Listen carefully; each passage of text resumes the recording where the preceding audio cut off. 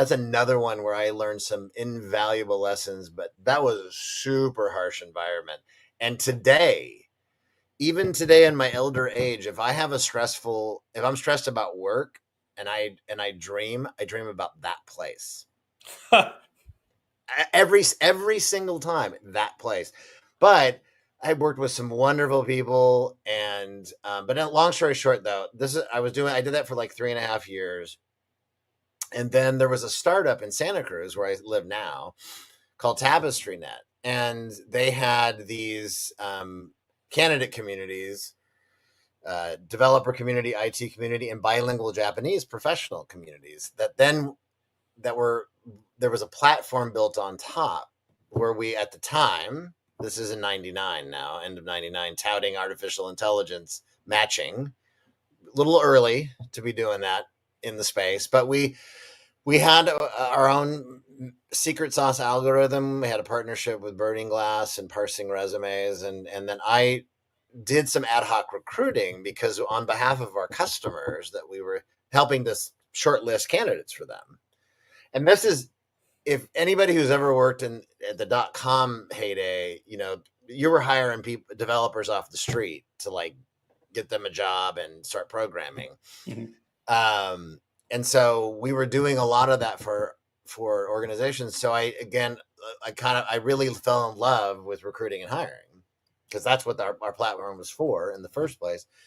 And then we had a good run until,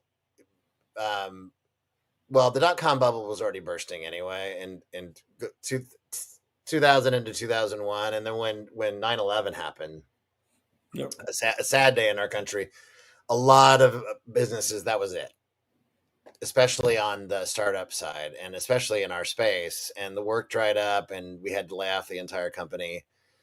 I think people forget that, right after that, like that's when everything burst. It was really, things were barely holding on, by the way. Yeah. And then like people are like, okay, that happened. Yeah. And then all bets were off. And then I remember, so that's how I got involved in the space, basically. And then from that point, never looked back.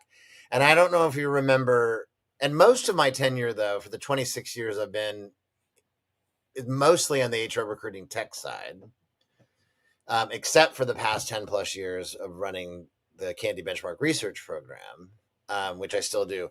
But I don't know if you remember HR Marketer. Yep. Okay. So Mark Williman, who was the creator and founder of that, I started working with him in 2003 and helped him grow and scale that business until 2010, 11. I never knew that. So that's how I met Rhonda Taylor, and how I met Rhonda. Yeah.